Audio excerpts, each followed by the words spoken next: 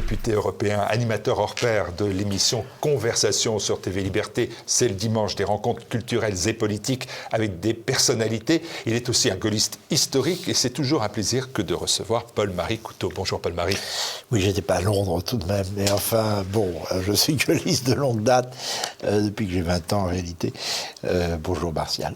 Alors, je relevais votre attachement au général de Gaulle, effectivement, car vous souhaitez faire partager aux téléspectateurs de TV Liberté une archive datant de juillet 1954 et impliquant de Gaulle.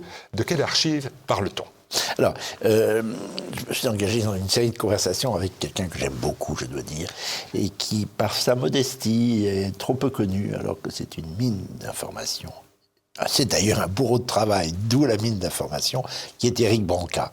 Alors, nous faisons une série d'émissions de conversations avec Éric Branca, que je connais, que vous connaissez, Martial, de longue date. Il a longtemps été directeur de la rédaction de Valeurs Actuelles, qu'il a joliment remonté. À un moment, ça flottait un peu, toujours en raison de ses capacités de travail, et de sa gentillesse, de sa modestie, qui fait qu'on ne le connaît pas assez. Et je suis content de faire 4 émissions avec lui, parce qu'en plus, sa production, depuis qu'il n'est plus journaliste, mais historien, est extraordinaire, parce qu'il n'a aucun tabou. Il dit des choses très précises, notamment, et assez explosives, notamment sur les relations entre la France et les États-Unis. Ça vaut le succès d'un de ses livres le mieux connu, et encore pas assez lu, qui s'appelle L'Ami américain, qui est une mine d'informations. Et voilà que, bon, c'est aussi un très bon connaisseur de la vie intérieure, politique intérieure française. Et voilà qu'au fil d'une conversation, il nous parle de propos que De Gaulle a tenus à plusieurs reprises dans les années 50 devant les cadres du RPF, où il leur dit, grosso modo, tenez-vous prêts à faire un coup d'État. C'est moi qui traduis comme ça. De Gaulle parle de coup de chien, par pudeur. Et il dit textuellement, et finalement Branca m'a donné cette archive qu'il avait trouvée à la Fondation Charles de Gaulle, à l'époque Institut Charles de Gaulle, dans les papiers Focard. Focard est certainement celui qui a le mieux connu un certain De Gaulle, le De Gaulle séditieux en réalité. Bon, le De Gaulle, les polices parallèles, etc., que les gaullistes bontins veulent cacher, mais ils ont tort de le faire, parce que c'est un gaulliste d'une grande actualité, par les temps qui courent. J'aime assez le gaulliste séditieux, celui qui... On va en parler, en fait. Vous voyez ce que je veux dire. Dans cette archive. Ben, cette archive, elle est justement dans mon esprit une grande actualité. Regardez-là, c'est à la fin de la première conversation que j'ai diffusée il y a une quinzaine de jours. Sur TVL. On entend, bien entendu sur TVL, on entend, c'est un cadeau d'ailleurs que Éric Branca a fait à TVL, il faut l'en remercier, on entend De Gaulle dire au cadre du RPF en juillet 54, alors on croyait que le RPF était dissous. En sous-main, il continue à exister, les réseaux continuent à exister, à la diligence de Focard, par exemple, ceux qui feront ensuite le coup d'État de 58. De Gaulle dit, pour l'instant, nous ne pouvons rien faire, il faut une occasion. Moi, je pense à la période d'aujourd'hui. Il ne faut rien faire, les Français sont apathiques, il faut attendre une occasion. Mais cette occasion, dit-il, écoutez cette archive, il le dit aussi clairement que cela, nous la saisirons, je vous le promets. Et 30 secondes après, il dit, quelque chose qui est encore plus explicite, nous devons être prêts à faire un coup de chien. Coup de chien, bon... Vous voyez bien ce que c'est. Ça sera 58. Qu'est-ce que ça veut dire concrètement dans son esprit à ce moment-là ? Ça veut dire que les élections ne sont... Il émet l'hypothèse d'un redressement électoral, il n'y croit pas. Et en France, souvent, dans les années 30, dans les années 40 et dans les années que nous traversons, hélas, en descendant chaque année une marche de l'escalier, les élections, c'est ce que je professe, ne sont plus opérantes. Pourquoi ? Parce qu'on n'a pas d'élite politique, en réalité. Et qu'en plus, la France est un bateau échoué sur le sable, et que ce soit l'équipe de droite ou l'équipe de gauche qui tiennent la barre, ça ne sert à rien, puisque le gouvernail est ensablé aussi. Donc on joue à la politique comme on joue au billes. En réalité, il faut un coup de chien, comme dit le général de Gaulle, pour qu'une autorité redevienne j'allais dire autoritaire, face aux autorités et remettre un peu de l'eau sous la quille. Vous le dites vous-même, ça annonce 1958. On n'est pas dans un coup de chien, on n'est pas dans un coup d'État en 1958. Alors, on est en 54, si vous regardez cette archive, et à l'époque, De Gaulle dit, là, dans l'immédiat, il n'y a rien à faire. Mais 4 ans plus tard, moins de 4 ans plus tard, puisqu'on est en juillet 54, et au fond, le Sakiet qui déclenche la fin de la 4e République est de février 58, c'est-à-dire 3 ans et demi plus tard. C'est une question de circonstances, comme toujours. Et il dit, tenons-nous prêts, mais ça suppose d'activité, comme nous aujourd'hui, c'est ce qu'on doit faire maintenant, c'est-à-dire de mettre sur pied des réseaux, certains militaires, certains intellectuels, des coups de main. Je professe qu'il ne faut pas participer aux élections qui ne font que nous distraire et qui ont bien plus d'inconvénients que d'avantages, qui de toute façon vont nous distraire pendant un an et n'aboutiront à rien. Toutes les élections présidentielles, alors les municipales peut-être, mais les élections présidentielles qui vont tellement nous occuper, Martial, je vous annonce qu'elles ne serviront à rien. On ne sera pas plus avancé en juin. Aux États-Unis, quand on a Biden et puis après on a Trump, on voit quand même qu'il y a des changements. Hein. Je parle de la France. Non, mais je veux dire, un processus électoral peut quand même transformer une nation, ou tout au moins son visage. Oh, là-bas. Oui.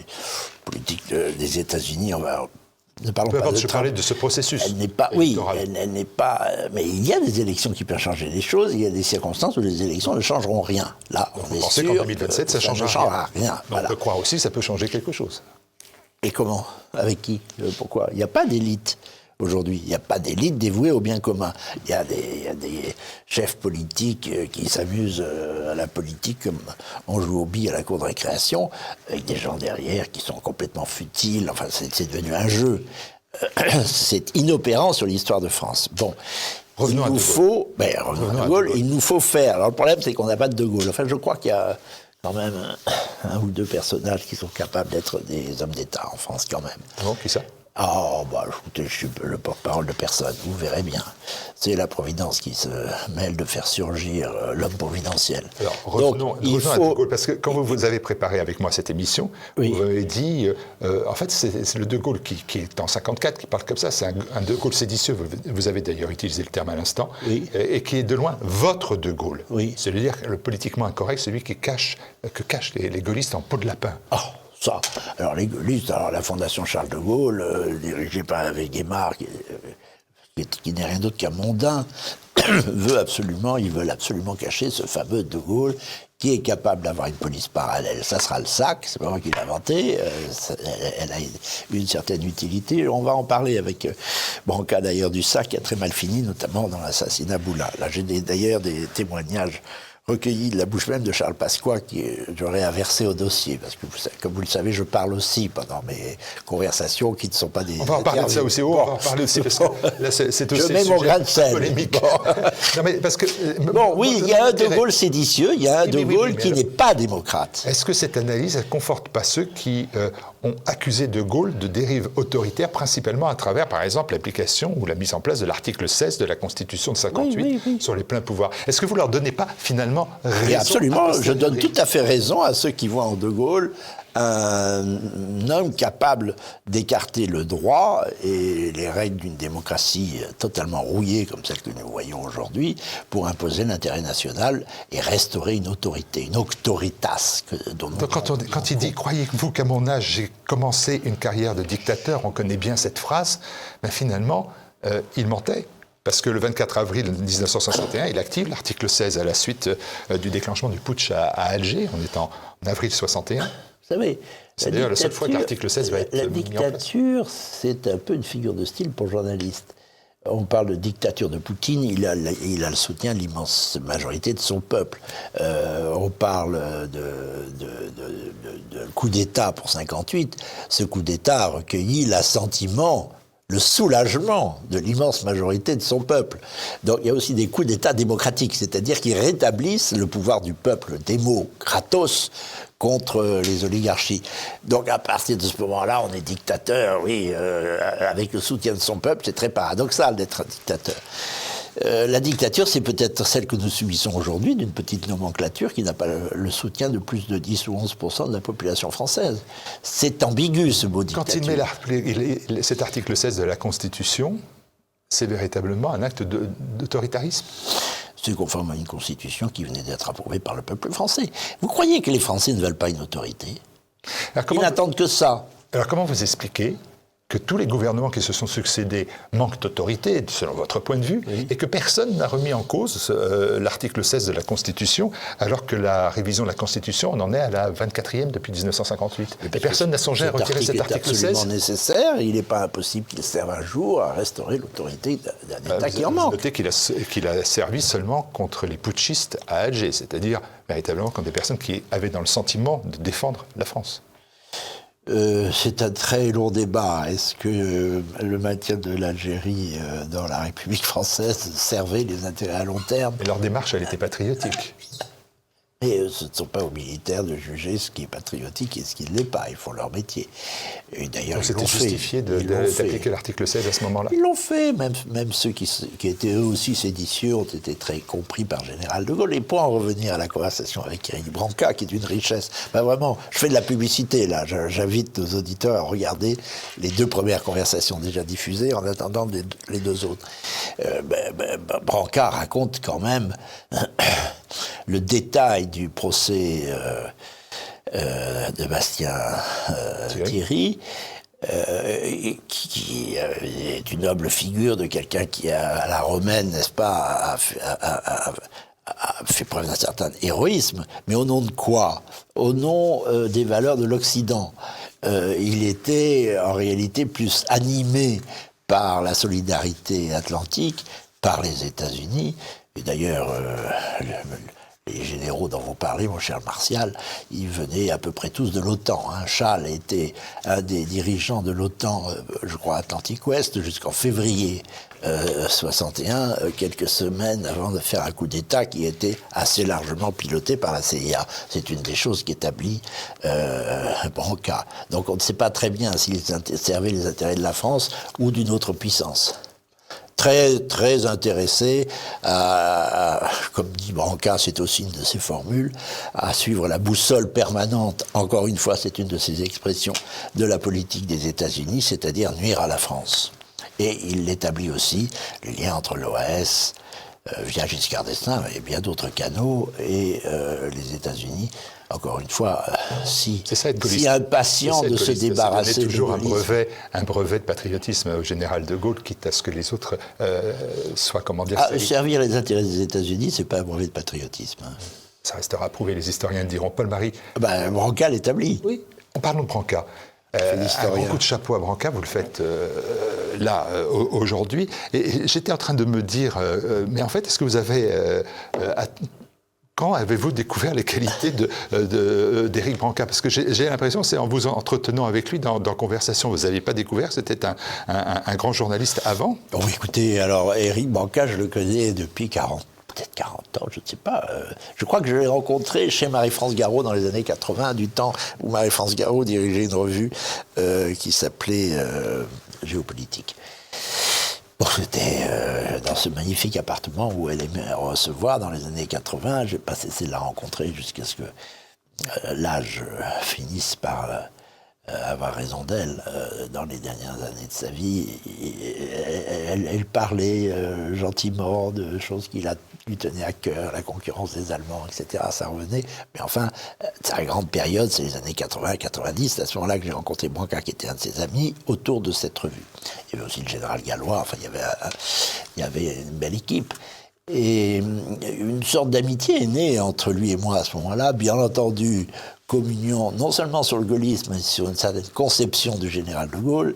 Et je l'ai revu ensuite quand il a été directeur de Valeurs Actuelles. J'étais un des chroniqueurs à l'époque de Valeurs Actuelles, ce que j'ai cessé d'être en 2010 ou 2011 quand j'ai tendu la main à Marine Le Pen. Ça fait partie des avanies que j'ai rencontrées à ce moment-là, simplement pour prôner l'union des droites au second tour, comme la gauche le faisait. C'était anodin, mais ça m'a coûté, par exemple, ma chronique à Valeurs Actuelles.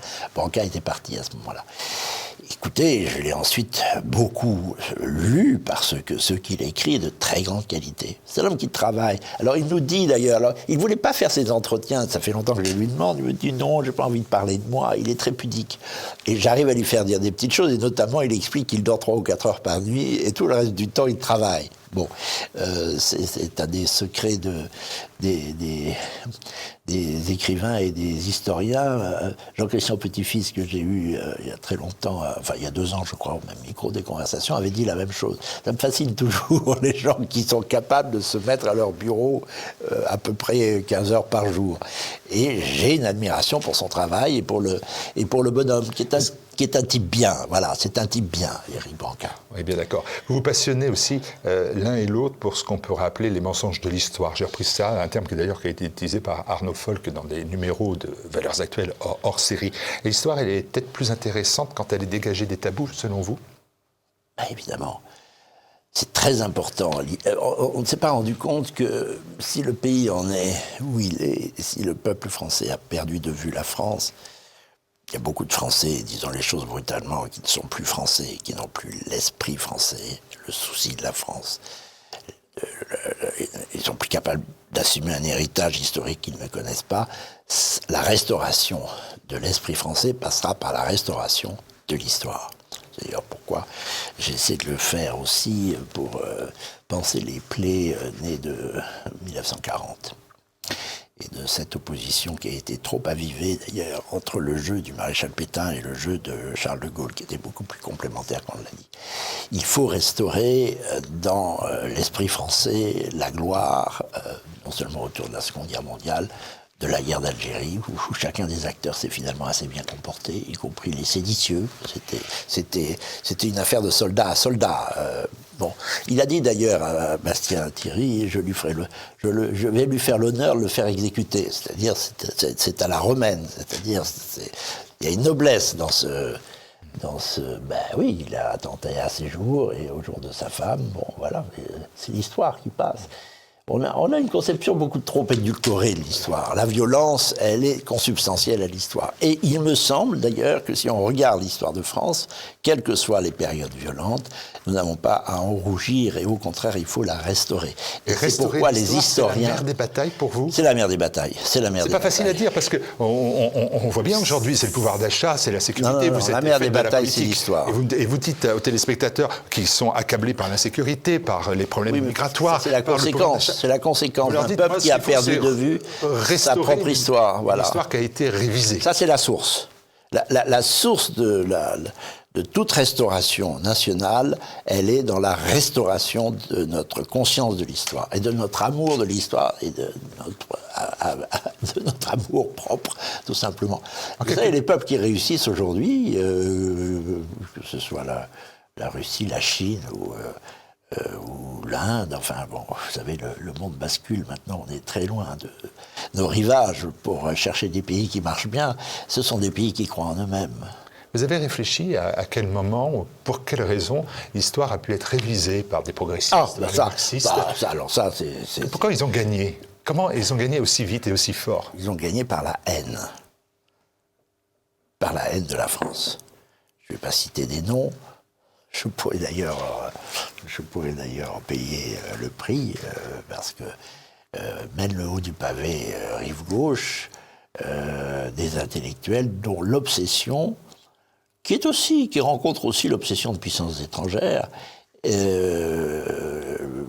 certains sont sionistes, certains sont atlantistes, l'obsession est de réduire la France, car je répète, ça, les Français ne s'en rendent pas compte, la France est un caillou dans la chaussure de l'Empire. Bon, que ce soit Trump ou pas, la France, il faut la réduire. Bien, eh bien, il y a des porte-paroles de cette destruction qui ont pris en main, parce que c'est une camarilla, les leviers de ce qu'on peut appeler l'intelligence française, c'est-à-dire l'université, l'édition, les médias. Pourquoi on a travaillé plus Soboul, l'histoire de Soboul communiste, plutôt que celle d'autres? Je reviens à ce que je disais, parce que une méconnaissance de l'histoire et une conception souffrante de notre propre histoire a fait que nous nous sommes pris en haine. Et donc, on a ouvert le champ à une flopée d'individus haineux. Je crois que c'est une question d'amour et de haine qui ont haï la France. Enfin, Bernard-Henri Lévy, c'est l'archétype. En 1981, quand il écrit l'idéologie française, c'est un tissu d'insultes pour le peuple français. Il a fait un grand succès. Et il a eu droit à apostrophes, etc., etc. Il y a une espèce de solidarité des haineux, voilà, de ceux qui ont voulu détruire la France pour construire l'Europe, pour s'ingérer dans l'espace atlantique et dans une mondialisation qui était une vaste américanisation du monde. C'est le parti de l'étranger, voilà. Le parti de l'étranger a triomphé pendant 30 ans. Et je pense qu'une des gloires de TVL et de quelques autres est de restaurer et de renverser la vapeur et de restaurer l'estime que les Français doivent avoir pour eux-mêmes. Branca est un magnifique acteur de ce renversement. Allez, retour à Conversation, à votre émission. Rappelez-nous le principe de cette émission, parce qu'il n'a pas d'équivalent. Puisqu'il ne s'agit pas d'entretien, d'interview, vous voyez, j'ai bien compris les choses, comme nous les menons à l'instant, mais bel et bien d'une conversation un peu à brûle-pourpoint. Des fois, les téléspectateurs sont un peu, pardonnez-moi l'expression un peu vulgaire, largués par le concept. Oui, non, il est certain que je coupe un peu trop, mais j'ai plusieurs fois fait ce mea culpa, mes interlocuteurs. L'idée, c'est de les mettre à l'aise. Vous savez, quand on a des suspects, quand les policiers ont des suspects, il y a 2 méthodes. Soit on les laisse parler, et puis évidemment ils racontent leur salade, soit on les met en confiance d'abord, et il est très utile que ce soit chez moi, dans mon salon, enfin dans la salle à manger. C'est chez vous, hein, on est bien d'accord, c'est pas un décor, c'est bien évidemment un choix. J'y vis. Quelquefois il y a des bananes sur la table, quelquefois des ananas, quelquefois des noix. Bon, c'est vraiment... c'est vraiment mon appartement. Et ensuite, je les harcèle un peu pour qu'ils ne disent pas ce qu'ils ont prévu de dire, mais pour aller les chercher, quoi, et pour pousser, parce que très souvent, ça, les téléspectateurs ne le savent pas, je fais précéder ces rencontres de déjeuner, parce que j'ai fait de la politique et je sais que l'essentiel se fait toujours à table, de déjeuner ou de dîner, au cours desquels ils se lâchent un peu. Et j'ai peur que devant une caméra, ils se retiennent. C'est le cas de beaucoup, j'en nomme pas... le colonel Sesma, par exemple, à propos de l'affaire Grégory, il m'en a dit plus qu'ensuite il ne m'en disait devant les caméras. Donc je l'ai beaucoup interrompu, on me l'a beaucoup reproché, on a quand même fait 52 000 vues et on a avancé à ces prix d'une vérité terrible à dire. La conjonction de la gauche pour cacher le véritable mobile de l'assassinat de ce pauvre enfant. Et je trouve que j'ai pas d'autre moyen que de pousser les gens dans leur retranchement après les avoir mis à l'aise. Voilà. Alors on peut me le reprocher, je fais ce que je peux, je ne suis pas un présentateur. Il y avait des commentaires, on disait le présentateur parle trop. Je ne suis pas présentateur, je fais des conversations avec des gens que j'apprécie et dont je sais ce qu'ils ont à dire. Et un programme qui est apprécié. Quelles sont les personnalités qui vont défiler encore parce que je sais aussi, pour avoir travaillé avec vous là-dessus, que vous prévoyez, vous préparez vos interlocuteurs longtemps à l'avance. Oui. Alors certains me promettent et puis diffèrent. Je peux cracher le morceau. C'est le cas de Philippe de Villiers qui m'a dit 10 fois que nous allons faire des conversations, mais on n'a pas de date. Il converse ailleurs peut-être, non? Oui, enfin, vous savez, beaucoup de mes interlocuteurs conversent un peu partout. Bon, d'ailleurs, ils conversent nulle part. Ils font des interviews. La conversation, je le répète, c'est un genre à soi seul, comme vous l'avez bien compris. Le prochain, c'est Hervé Juvin, qui a beaucoup de choses à dire, qui a une expérience internationale extraordinaire et qui est un admirateur de l'Inde. Vous savez, cette puissance qui sera une grande puissance de la fin de ce siècle, qui le devient déjà, dont on parle depuis quelques jours, il a une admiration pour ce que l'Inde peut apporter au monde au nom de son archaïque. Bon, ça c'est un point de la conversation avec Hervé Juvin. Bon, je vous laisse découvrir les autres, comme aucun autre n'est en boîte, je n'ose pas en dire trop. Le professeur Didier Raoult devrait venir aussi, il m'a donné son accord. Tout le monde m'a dit oui, et quelquefois, c'est le problème que je rencontre, quelquefois des gens que je ne sollicite pas me font savoir qu'ils aimeraient bien passer sur... se mettre à table, si vous voulez. De succès. Paul-Marie, exercice difficile, voire périlleux. Allons-y. Quelle personnalité vous a le plus marqué ou touché parmi les dizaines d'invités de l'émission qui en est à son numéro 80? Il nous reste quelques secondes. Alors, deux, trois noms comme ça qui me viennent à l'esprit. Évidemment, je vais regarder. Vous allez faire des ennemis, mais vous n'avez pas peur de ça. Non, j'adore ça. Vous savez, les ennemis, ça vous fout la paix. Hein. Je préfère avoir des amis qui vous collent, qui vous téléphonent toute la journée. Les ennemis, au moins, on est tranquille. Donc, allons-y. C'est un point de vue. Non, il y en a un qui m'a beaucoup touché, c'est Éric Dénessé. Et je regrette beaucoup, 15 jours après sa mort ou son assassinat, je pense. On devait faire une deuxième émission avec lui. La première a évidemment bien marché parce qu'elle a une dimension, elle a une émotion propre. Mais j'aurais aimé en faire d'autres. On l'a faite en juin dernier. Elle a été diffusée en juin dernier après sa mort. On devait en faire une 15 jours après. J'ai beaucoup aimé mes conversations avec François Asselineau, pour qui j'ai une grande affection. J'ai beaucoup aimé aussi mes conversations avec Boualem Sansal, que j'ai vraiment découvert, que je ne connaissais que par des amis. Avant de le rencontrer. J'ai beaucoup aimé l'ambassadeur de Riancourt. Vous allez me donner les 80 comme ça, voilà, c'est bien joué. Bien joué. Pas d'ennemis, mais enfin, on les citant tous. Je peux encore en donner un autre. John Lowland. Oui. Alors, John Lowland, j'ai un peu raté, je peux vous dire ça, les entretiens avec lui, parce que j'étais pris d'une fièvre de cheval, et je n'ai pas voulu remettre. Le cadreur était là, John était... Bon, et malgré tout, on a fait 2 émissions assez intéressantes avec lui. Il dit des choses... Vous savez, quand les gens se lâchent comme ça, c'est pas dans une interview que John Lowland, banale, que John Lowland aurait dit qu'il était sidéré par la sécularisation, comment peut-on dire, la déréliction de son pays, du point de vue de la foi. Il n'est plus jamais question de Dieu, de la foi, de la religion en Angleterre, m'a-t-il dit, et ce pays le paiera très cher. Lui est devenu catholique et même légèrement intégriste. Très peu d'identité aussi. Bon, ça, c'est une chose qu'on ne dit pas dans un interview normal, un entretien normal. Allez, le temps est écoulé. Je vais me faire disputer, mais quand même, dernière question. Quelle personnalité manque à votre tableau de chasse, en dehors de Philippe de Villiers? Qui est-ce que vous auriez aimé avoir, vivant ou mort d'ailleurs, peu importe, que vous auriez aimé avoir en conversation, pour le plaisir, pour le plaisir intellectuel? Écoutez, pour l'instant, personne ne m'a dit non à proprement parler, donc je ne vois pas. J'ai envie de parler d'un personnage, vous allez sourire et penser que j'ai des arrière-pensées. Et quelqu'un avec qui j'aimerais converser, et avec qui je converse avec toujours beaucoup de plaisir, parce que c'est un personnage complexe et méconnu, bien que son œuvre soit considérable, c'est Philippe Millot. Je voudrais avoir un jour, chez moi, enfin il est plusieurs fois venu, Philippe Millot et faire en sorte qu'il raconte sa vie, assez extraordinaire. Et c'est peut-être un plaisir qu'il me donnera un jour. Voilà, c'est le président de TV Liberté, et donc on ne se fait pas d'ennemis du président de la chaîne. J'en ai assez comme ça. Et puis on a le droit d'avoir ses affections. C'est une très bonne. On a le droit d'avoir des affections. Je confirme que c'est une. Je ne sais pas si un jour j'irai pas vous chipoter, parce que vous en avez vu des vertes et des pas mûres, vous aussi. Commencez par Philippe Millot. Merci, Paul-Marie Couteau. Des amis, voilà, je cherche à parler avec des amis, c'est simple. Merci beaucoup. On se retrouve donc le dimanche avec Conversation. Le dimanche. Dans quelques jours, Hervé Juvin, mais reviendront 2 conversations assez décoiffantes, je pense, avec Éric Branca. Regardez, tout en tebu, je fais la publicité, les 2 premières conversations avec Éric Branca, parce qu'on en apprend beaucoup. Message reçu. Merci Paul-Marie. Merci.